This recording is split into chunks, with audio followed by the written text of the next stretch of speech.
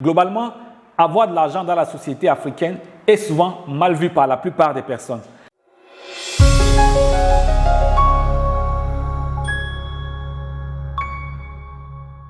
Bienvenue à l'émission Vivre libre, passionné et heureux sur la chaîne Sérénité financière 365.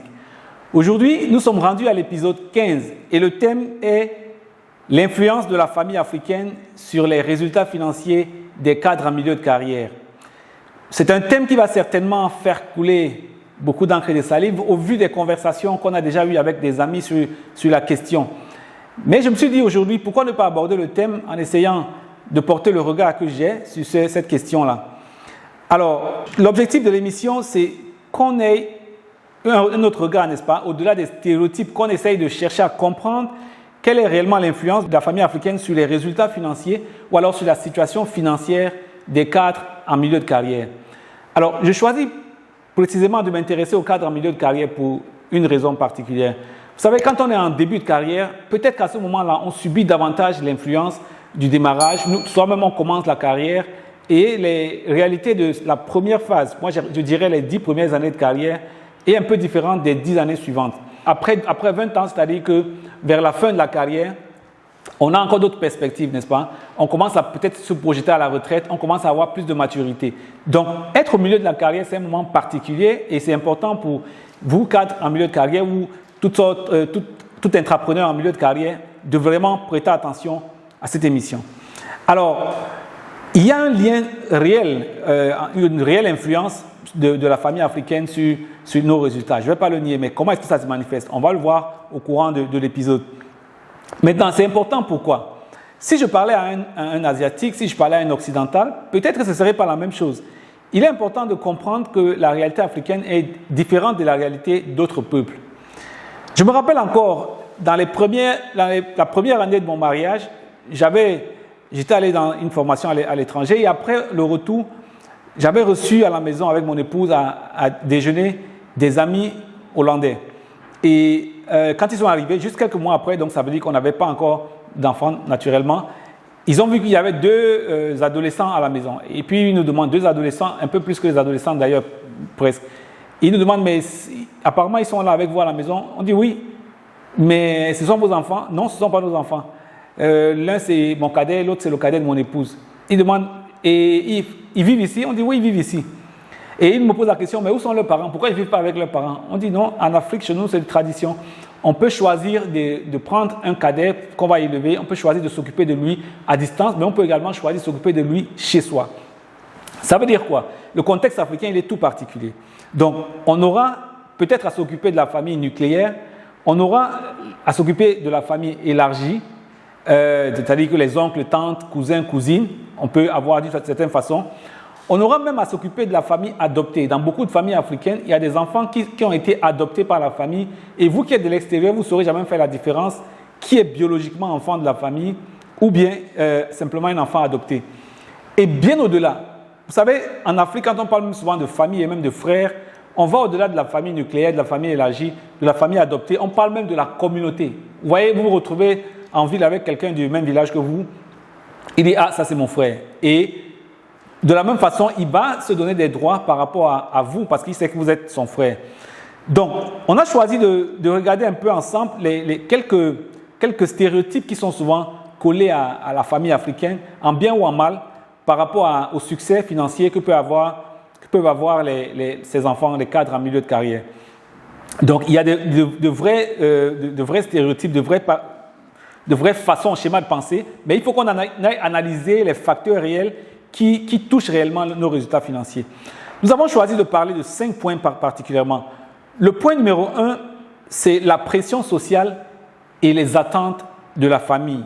Les attentes de la famille dans son sens le plus large, c'est-à-dire que ce soit la famille directe ou la famille que je venais de décrire tout à l'heure. Alors, vous savez, quand on est tout jeune, on va à l'école, on est influencé par la famille directe, mais également par la famille élargie. Et en réalité, la pression sociale peut jouer à 2 niveaux. Premièrement, les choix de carrière. À un moment donné, dans la famille, on dit « Ah oui, on n'a pas encore de médecin, il nous faut un médecin ». Ça veut dire que si vous êtes dans une famille africaine, il peut arriver, c'est assez courant, que vous ne fassiez pas le choix que vous avez voulu, mais le choix qui va être le choix du moment validé par l'ensemble de la famille. On veut un médecin dans la famille, on veut un ingénieur, on veut un politicien, on veut quelqu'un qui travaille dans le bureau, voilà, comme on dit souvent, quelqu'un des bureaux de l'administration. Et parfois, cette influence-là, cette pression sociale va orienter vos choix. Il y a des oncles qui vont venir carrément vous dire « Voici ce qu'on a publié comme concours, il faudrait que vous fassiez ce concours, vous devez faire l'armée, vous devez faire la police, vous devez faire tel autre concours parce que c'est la chose qu'il faut faire. » Et cette pression-là est assez dense.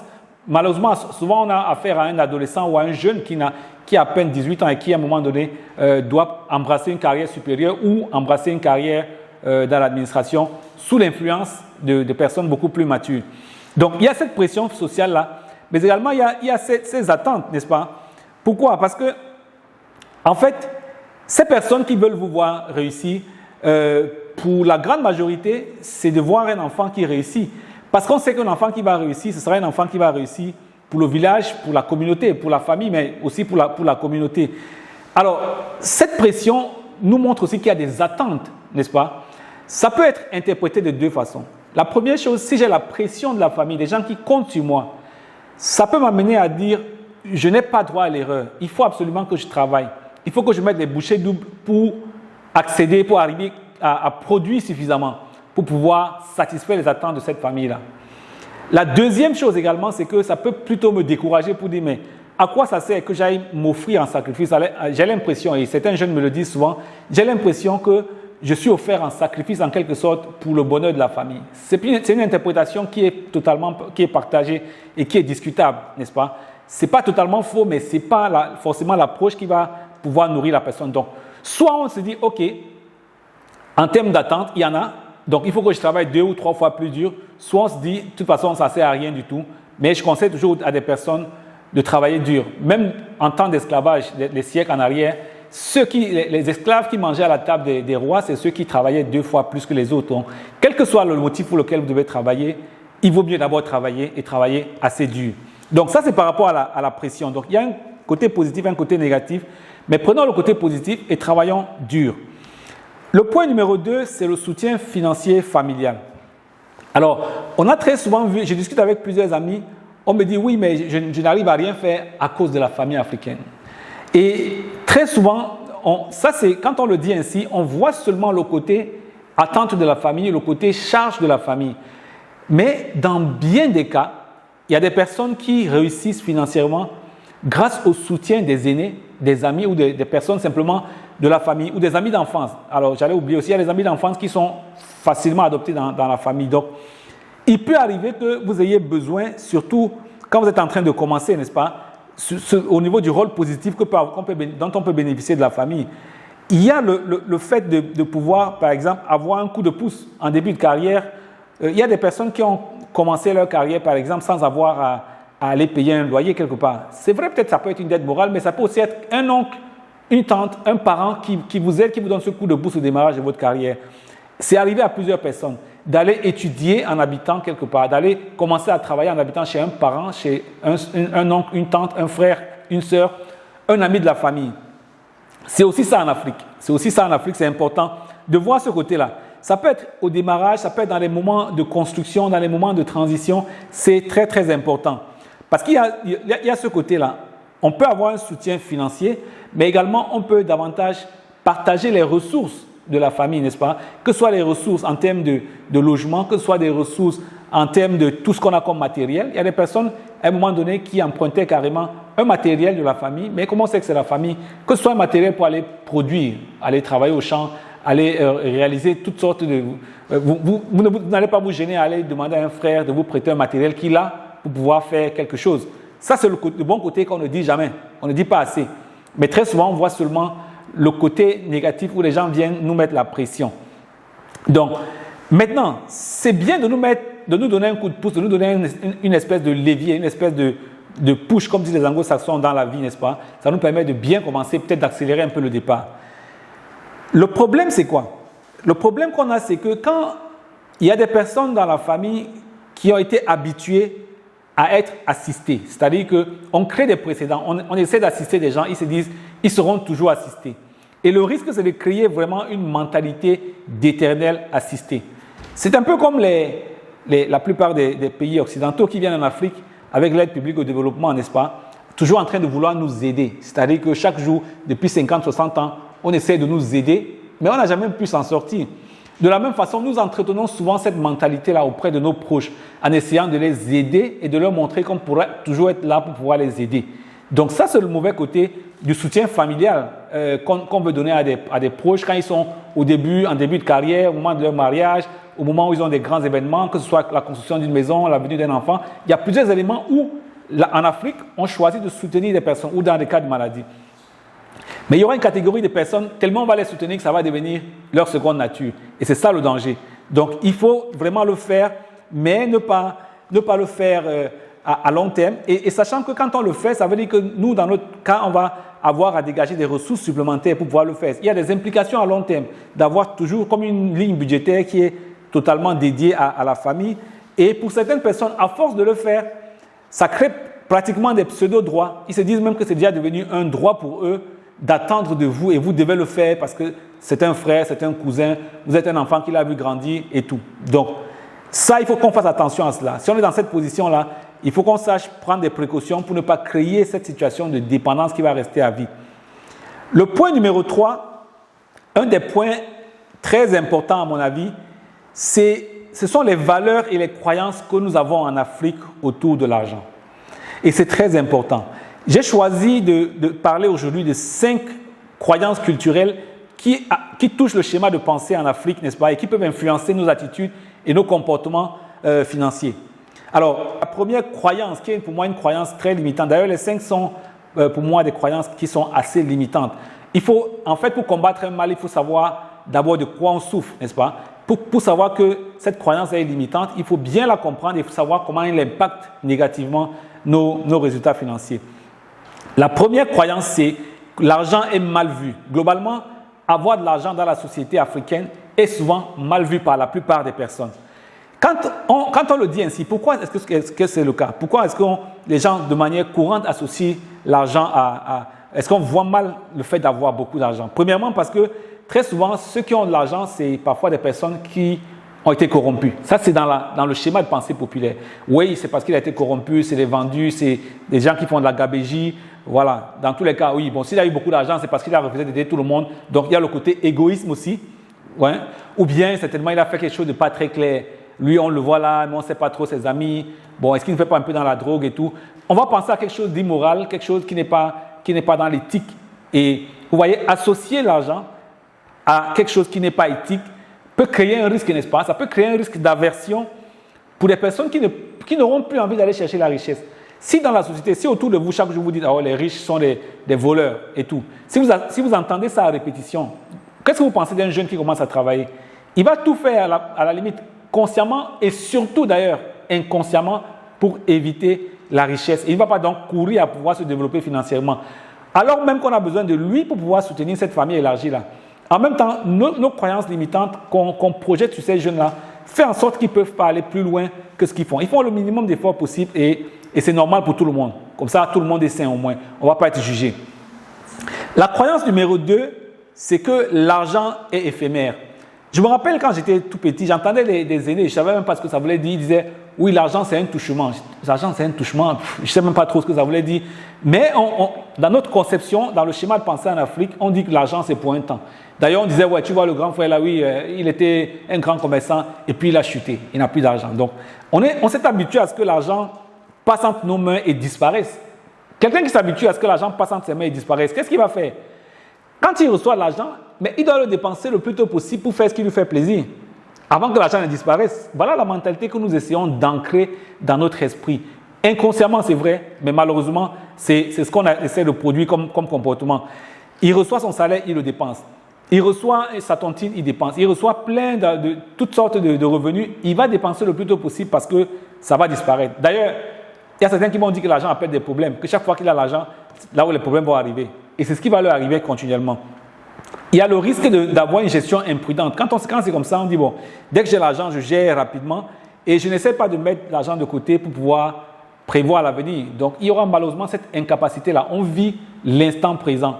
On ne vit pas comme si on avait demain des obligations, que ce soit des obligations par rapport aux enfants que nous sommes en train de mettre au monde, à la famille même que nous voulons, et notre responsabilité de chef de famille, à un moment donné, ça va être compliqué d'assumer ce rôle-là. La troisième croyance, c'est que l'argent est une affaire d'homme.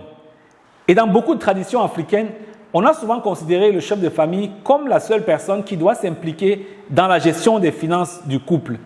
Et d'ailleurs, parce que c'est lui, en général, qui va, comme le chasseur avant, ramener le gibier à la maison pour qu'on puisse manger. Donc, c'est resté dans beaucoup de cultures, dans beaucoup de traditions africaines, une question d'homme. C'est l'homme qui gère les finances, c'est l'homme qui prend des décisions en matière d'argent.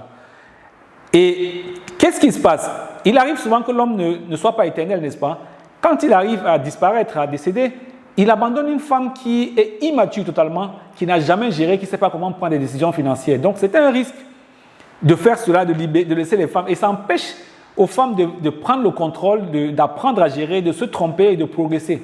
Dans beaucoup de cultures, c'est encore courant et dans beaucoup de familles, on considère cela comme ça. Donc, c'est important vraiment de dire l'argent ne devrait pas être qu'une affaire d'homme, n'est-ce pas? Parce que si on reste dans ce stéréotype-là, dans ce schéma de pensée uniquement, ça veut dire qu'on fait que les femmes passent à côté des opportunités d'apprendre et de pouvoir elles-mêmes contribuer à bâtir le patrimoine qu'il faut qu'elles contribuent à bâtir pour leurs enfants. On sait que l'homme peut-être finira par partir en premier, n'est-ce pas? Comme traditionnellement dans nos cultures, l'homme part en premier. Mais imaginez que vous partez en premier, vous laissez une femme qui n'est pas du tout préparée. Les enfants, s'ils restent encore jeunes, ça va être très difficile pour elles de pouvoir s'en sortir. Donc, voilà, faisons attention. La croyance numéro 4, c'est que l'argent doit être partagé avec la famille élargie. C'est-à-dire que certains en famille nous disent souvent, c'est parce que Dieu t'a béni qui t'a donné cet argent-là. Donc, il faut aller prendre et puis tu viens redistribuer à toute la famille. C'est-à-dire, tu n'as pas un mérite particulier, Dieu t'a simplement béni, il aurait pu bénir n'importe qui d'autre. Moi, j'ai suivi des commentaires comme ça, personnellement, j'ai suivi comme ça auprès de beaucoup de clients avec qui je travaille. C'est quand on pose des questions qu'on arrive à découvrir ce type de pensée. Parfois, il n'est même pas conscient, mais la vérité, c'est que dans ses agissements, il agit comme s'il avait cela ancré en lui. Pourquoi? Pour le ressentir, vous sentez que les gens ont parfois de la culpabilité quand ils essayent d'améliorer leur situation financière. Quand ils gagnent plus et ils se retournent, ils se rendent compte que la famille auprès de lui n'est pas forcément aussi bien. Ils se sentent coupables en fait. Ils se sentent coupables, ils se disent mais oui, mais comment ça va se passer? Moi j'ai l'impression on n'a pas de mérite à être heureux tout seul. Donc voilà. Maintenant, qu'est-ce qu'on peut faire par rapport à ça? On va le voir tout à l'heure. Donc l'argent n'est pas fait pour pouvoir être partagé forcément. Vous voyez? Parce que parfois, on essaie de tellement faire plaisir qu'on dépense excessivement et on arrive à avoir du mal à prioriser ses propres besoins financiers. On ne sait plus parce que les autres viennent de manière intempestive et nous-mêmes, on n'a pas le coffre pour leur dire voilà ce qu'on peut faire, voilà ce qu'on ne peut pas faire. Comment c'est qu'on est envoyé en mission? Comment c'est qu'on est béni pour le compte de toute la famille? Eh bien, tout ce qu'on ramène, on se dit que c'est comme dans le socialisme, il faut que pratiquement tout le monde ait la même chose. Et les gens vous projettent un peu cette idée-là comme ça. Comme si vous avez été choisi et vous devez absolument revenir avec le gibier pour qu'on partage tous ensemble. La cinquième croyance limitante que je vois tous les jours, qu'on voit dans nos familles, que je vois avec mes clientes avec qui je travaille, c'est que la richesse attire la jalousie et la convoitise. Tu vois, donc maintenant, comme on te voit passer avec la grosse voiture et la grosse maison, tous les bandits du quartier vont venir chez toi. Donc, à la limite, non, moi, je ne veux pas de problème. Moi, je n'ai pas envie de problème. Vraiment, je suis tranquille, ma petite maison, même pas de voiture et tout. Ce que ça fait, c'est que, en fait, les gens n'ont plus envie beaucoup de personnes n'ont plus envie de réussir financièrement, ont peur de réussir financièrement. Même quand ils pensent que c'est possible, inconsciemment, leur esprit est préparé à ce que ce ne soit pas possible. Et naturellement, ce ne sera pas possible. On n'a pas envie d'être comme ces riches-là qu'on voit sous les feux des projecteurs. D'ailleurs, même on nous dit souvent que pour mieux vivre, vivons cachés. Les gens qui vous disent vivons cachés là, mais c'est eux qui vont garder 5 millions pour organiser les funérailles. C'est eux qui vont garder 10 millions pour organiser le mariage de leur enfant. Mais ils vont dire oui, mais vivons cachés. En fait, c'est un peu paradoxal en quelque sorte, n'est-ce pas? Même si l'argent va attirer de la convoitise, n'est-ce pas? Vous vous rappelez un peu ce que Mère Thérèse disait. Les gens ne seront pas contents que vous soyez riche, que vous soyez pauvre, que vous fassiez du bien, on va vous taxer de quelqu'un qui est intéressé, soyez quand même, faites quand même du bien. C'est-à-dire que ce n'est pas parce qu'on vous dit que l'argent attire la convoitise, les mauvais regards et la jalousie qu'il faut ne pas aller chercher. Allez chercher. Pourquoi? Parce que vous avez non seulement, si vous ne le faites pas, à force d'ancrer cette croyance-là, vous allez réprimer vos aspirations, votre ambition même va baisser. D'ailleurs, même on vous dit souvent que vous êtes trop ambitieux, vous voyez trop grand, vous voulez aller trop loin. Voilà tout ce qu'on entend. Les personnes qui vous disent ça autour de vous, ce n'est pas leur faute. Depuis qu'elles sont nées, elles-mêmes ont vu la seule association qui a été faite de l'argent n'a été que le malheur qui suit les riches, les problèmes qui suivent les riches. Donc, vos proches, c'est par amour qu'ils vous disent de réduire vos ambitions. Ce n'est pas leur faute. Et malheureusement, vous savez, il y a des gens dans la vie, quand ils se lèvent le matin, ils peuvent aller faire 10 km à pied, 20 km à pied. Il y en a qui se lèvent, ils peuvent aller faire 50 km à pied. Ils reviennent, ils sont en bonne santé.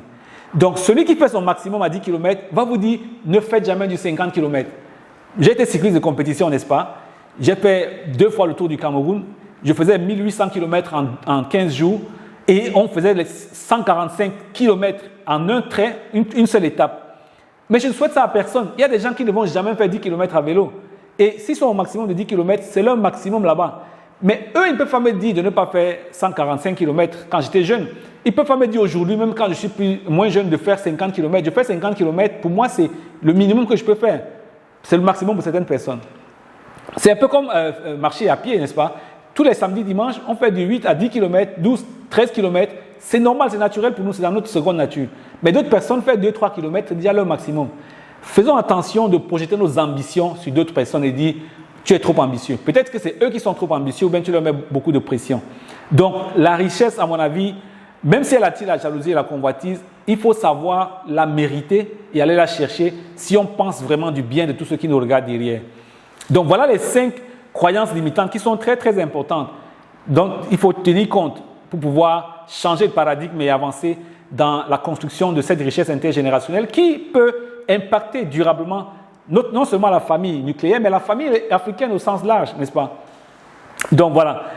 On va revenir au point 4. Les valeurs et les croyances, c'était le point 3. On va revenir au point 4 des points que nous avons choisi de partager aujourd'hui. C'est les obligations et responsabilités financières.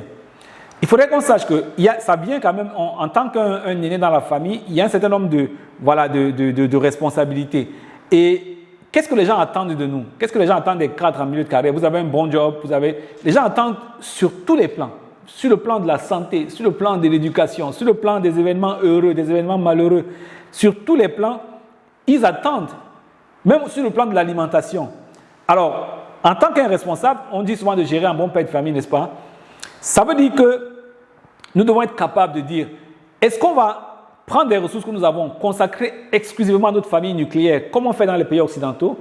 Est-ce qu'on va prendre les ressources que nous avons et transformer en socialisme et répartir de manière égalitaire entre toute la famille élargie et toute la grande communauté? Là, c'est 2 extrêmes. À mon avis, en tant qu'Africains, on doit chercher chacun notre voie, n'est-ce pas?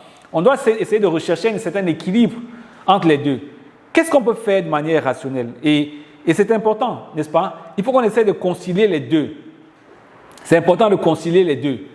Mais j'aime bien le dire, quand vous montez dans l'avion, qu'est-ce qu'on vous dit en cabine? En cas de dépressurisation dans la cabine, mettez d'abord le masque à oxygène de toute votre famille et quand vous finissez, vous venez mettre le vôtre, c'est ça? Naturellement, non. Si on a besoin de porter cette famille-là, il faut qu'on considère que c'est plutôt une responsabilité bien plus qu'une obligation. Si je considère que c'est d'abord une responsabilité pour moi d'être aux côtés de la famille élargie en tant qu'Africain qui vit les us et coutumes africaines, pas forcément qui vit 100% à l'occidental, ça veut dire que je dois porter un regard sur cela, mais je dois d'abord travailler à me rendre plus fort pour pouvoir aider durablement encore cette famille-là. Donc il faut absolument se battre pour concilier les deux, n'est-ce pas? Et je vais terminer par le 5e point. Le 5e point, la plupart des comportements et des croyances, tout ce que nous venons de voir dans la famille africaine, ce n'est pas la faute de ces personnes. L'éducation financière que nous l'avons reçue de nos parents, qui l'ont reçue de leurs parents, et personne n'a jamais été assez clair pour leur dire voilà ce qu'il faut faire. Dans la société, on initie les enfants au village à connaître les us et coutumes. Mais en matière d'argent, personne n'initie jamais de manière formelle des personnes. Donc le point 5, pour moi, c'est de dire il faut que nous apprenions, c'est-à-dire que c'est le rôle de l'éducation financière au sein de la famille. Il faut qu'on apprenne à lui donner un véritable rôle au sein de la famille. L'éducation financière fait partie de l'éducation tout court. Ça ne doit pas être un sujet isolé. Voilà, c'est un sujet à part entière. Il faut en parler par rapport à l'éducation. Pourquoi? Parce que si nous voulons avoir des membres de famille qui vont encore plus loin, qui sont des véritables conquérants. À l'époque de nos aïeuls, c'était des grands chasseurs qui étaient appréciés par leur capacité à aller prendre des risques pour tuer le gibier et puis ramener à la maison, n'est-ce pas? Il faudrait que nous soyons toujours ces protecteurs-là. Et je vous rappelle que les personnes qui fondaient les communautés n'étaient pas des personnes qui le faisaient pour leur famille nucléaire uniquement. C'est des personnes qui allaient à la chasse, qui chassaient et qui ramenaient pour leur famille, mais pour le village globalement. Et d'ailleurs, parfois, le meilleur de la récolte était présenté au chef. Il faudrait que nous ayons cette mentalité de conquérant, qu'on arrête de dormir sur nos lauriers, mais il faut qu'on comprenne cette responsabilité-là. C'est important de pouvoir comprendre le rôle de l'argent. On doit davantage travailler à comprendre le rôle de l'argent. Et pour moi, l'éducation financière doit avoir une place claire dans la culture africaine, dans les familles africaines. Ça ne doit pas être laissé au simple hasard. Si je vais recommander quelques stratégies, quelques points de conseil ou de stratégie, clairement, il faudrait qu'on essaie d'ancrer dans notre mentalité que l'argent est bon. Et arrêtons de dire que l'argent est associé au mal. Si nous continuons à dire que l'argent est associé au mal, personne ne veut attirer chez lui le mal, n'est-ce pas? L'argent est bon, mais il doit être mérité. L'argent, c'est la contrepartie de quelque chose que nous donnons. Nous qui voulons recevoir chaque jour de l'argent des politiciens, de la famille, de tout le monde, qu'est-ce que nous donnons? Même parfois, dans la famille, vous vous rendez compte que même l'amour simple, vous ne recevez pas. Des personnes veulent simplement de l'argent. Et on met l'argent tellement devant qu'on est même incapable de donner la contrepartie, qui est simplement même le fait d'avoir de la considération pour un proche. Il n'attend pas parfois grand-chose que ça. Donc, comprenons que l'argent est bon, mais il doit être mérité. Le deuxième point, c'est qu'il faut qu'on prenne du temps pour avoir des échanges plus formels sur des questions liées à l'argent dans nos familles, n'est-ce pas? Il faut qu'on ait le temps de s'arrêter, monsieur, madame, les frères et sœurs, dans des réunions familiales, comment on fait pour regarder un peu les bons exemples. Quelles sont les bonnes attitudes à copier? Quelles sont les mauvaises habitudes à éliminer? On partage un peu là-dessus. Qu'est-ce qu'on a vu qui a marché chez telle personne? Qu'est-ce qu'on a vu qui n'a pas marché chez telle autre personne? On doit s'asseoir de temps en temps et en parler. Troisième point par rapport à l'éducation financière, c'est qu'il faut qu'on apprenne à gagner de l'argent de différentes façons. Si vous avez des proches autour de vous qui ont été programmés, sachant que la seule façon de gagner en toute sécurité, c'est d'aller devenir fonctionnaire, mais ils vont vous mettre toute la pression pour que vous allez devenir fonctionnaire. Je le dis pourquoi. J'ai sillonné la Côte d'Ivoire. J'ai été dans les quatre grandes régions globalement de la Côte d'Ivoire. Et je me rappelle, à San Pedro, j'avais vu un jeune brillant entrepreneur, un bottier fabricant d'excellentes chaussures. Et je demandais quels sont ses rêves, quelles sont ses prochaines étapes. Il me disait qu'il souhaitait effectivement aller se perfectionner en Italie et tout. Mais quand on a abordé la question de qu'est-ce qu'en pensait sa famille, il m'a dit, mais il est fatigué de résister depuis 5 ans parce que la famille lui demande quand est-ce qu'il va trouver un vrai travail. Pour eux, un vrai travail, c'est la fonction publique ou le travail dans un bureau. Pourtant, c'est quelqu'un qui est capable de créer une véritable industrie et d'embaucher beaucoup plus de personnes demain. Donc, il faut qu'on apprenne à connaître, à comprendre qu'en famille, on n'est pas obligé de gagner l'argent seulement en étant fonctionnaire. On n'est pas obligé de gagner l'argent seulement en étant dans un bureau comme employé.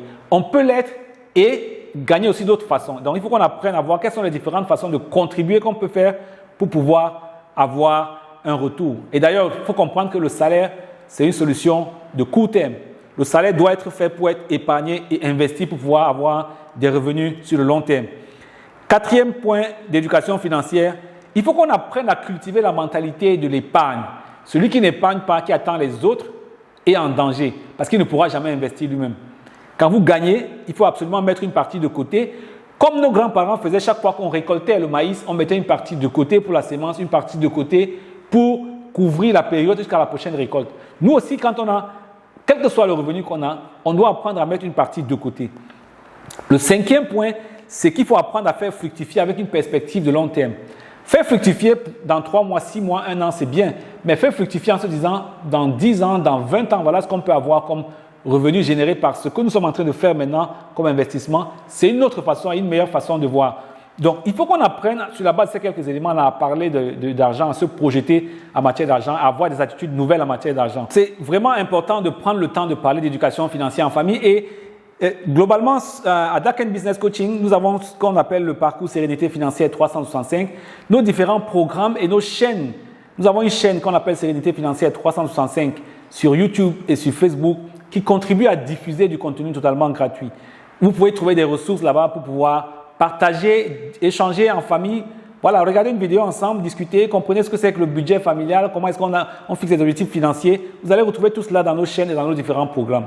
Que ce soit des programmes totalement gratuits ou bien pour ceux qui ont les moyens, comme la plupart de nos clients, de venir solliciter formellement cela. Mais il faut qu'on donne une place à l'éducation financière dans nos familles. Alors, en conclusion, on a vu qu'il y a quand même une certaine influence, n'est-ce pas, entre le regard africain, le schéma de pensée et les résultats que peuvent avoir les cadres, n'est-ce pas, en milieu de carrière qui sont des Africains, et quel que soit l'endroit d'où ils opèrent. Le premier point qu'on a vu, c'est qu'il y a quand même une pression sociale et des attentes familiales. On a vu qu'il y a des aspects positifs et des aspects négatifs de cela. Point numéro 2, on a vu qu'il y a le soutien familial, un soutien financier d'ailleurs familial, qui peut aider dans des moments critiques ou dans des moments où on est en démarrage, dans des phases où on est en démarrage, ou bien quand on a des problèmes qui sont au-delà de nos capacités. Il y a des aspects positifs à cela, de le faire à court terme. Il y a des aspects négatifs de pouvoir créer une dépendance et une mentalité d'éternel assisté.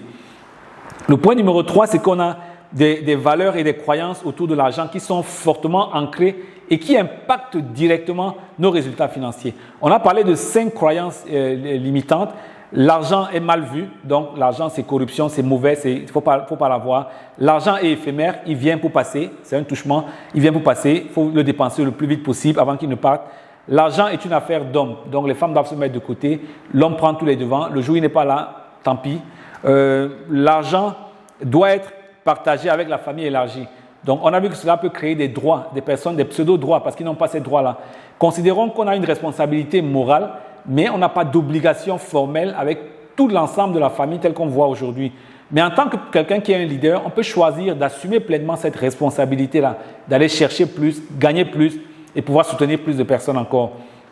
La 5e croyance limitante, c'était que la richesse attire la jalousie et la convoitise. Donc, il faut fuir la jalousie et la convoitise, donc il faut fuir la richesse. Attention, il faut qu'on change cette pensée-là. Parce que si on sait qu'on est responsable de notre propre vie, si on est responsable de transformer en fait le futur, l'avenir d'une génération, qu'on peut faire aussi avec les finances et surtout avec le minimum de finances.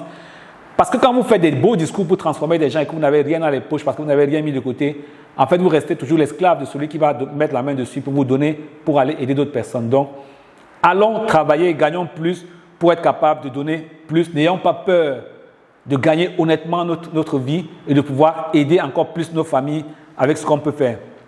Donc, le point numéro 4, c'était les différentes obligations, les obligations familiales et les responsabilités. Il faut qu'on essaye de trouver un certain équilibre entre les deux. Il n'y a pas quelque chose qu'on va sacrifier, mais il faut qu'on essaye de proportionner.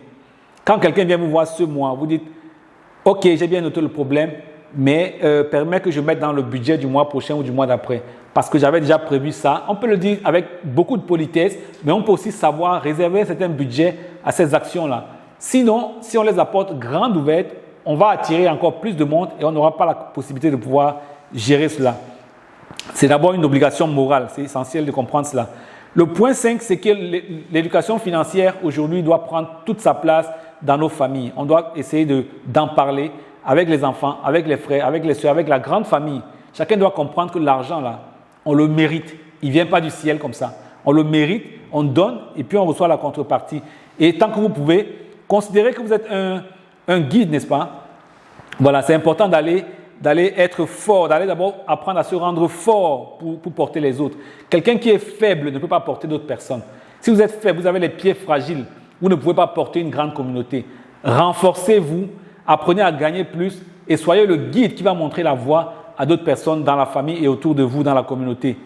Mais ceci dit, mon expérience me montre qu'il y a beaucoup de personnes qui ne souhaitent même pas prendre cette voie-là. Et donc, il faut qu'on apprenne à mettre les gens devant leurs responsabilités. Plus vous allez tenter d'aider des gens, leur montrer la voie, ils ne vont pas suivre. Il faut les laisser là où ils sont. Et concentrez-vous sur ceux qui veulent véritablement avancer. Parce qu'à un moment donné, quand vous parlez, on a l'impression que vous mettez la pression aux gens. Ceux qui veulent avancer, soyez le guide, montrez-leur, expliquez-leur ce que vous faites. Ceux qui ne veulent pas avancer, mettez-les sur le côté et soyez parfois un peu dur avec eux, en leur disant simplement la vérité. Bien souvent, on pense aimer des personnes en leur disant pas la vérité et on les remplit simplement de cadeaux en disant qu'on achète un peu l'amour. Il faut qu'on arrête d'acheter l'amour. Pour moi, avec moi, le chantage émotionnel, ça passe très difficilement. Donc voilà ce qu'on avait échangé aujourd'hui et j'espère que ça vous a plu. N'hésitez surtout pas à partager avec des proches. Il y a beaucoup de personnes qui aimeraient. Et dites-moi aussi ce que vous en pensez. Les croyances limitantes, j'en ai parlé. Plusieurs points j'ai abordés. En commentaire, dites-nous ce que vous en pensez et on aura plaisir à échanger avec vous. Avant de partir, l'épisode 16 que vous aurez la semaine prochaine. Et je rappelle que c'est tous les lundis à 11h que nous émettons nous publions un nouvel épisode. Donc lundi, la semaine prochaine, à 11h, vous allez avoir l'épisode 16 qui parlera du thème de l'entrepreneuriat.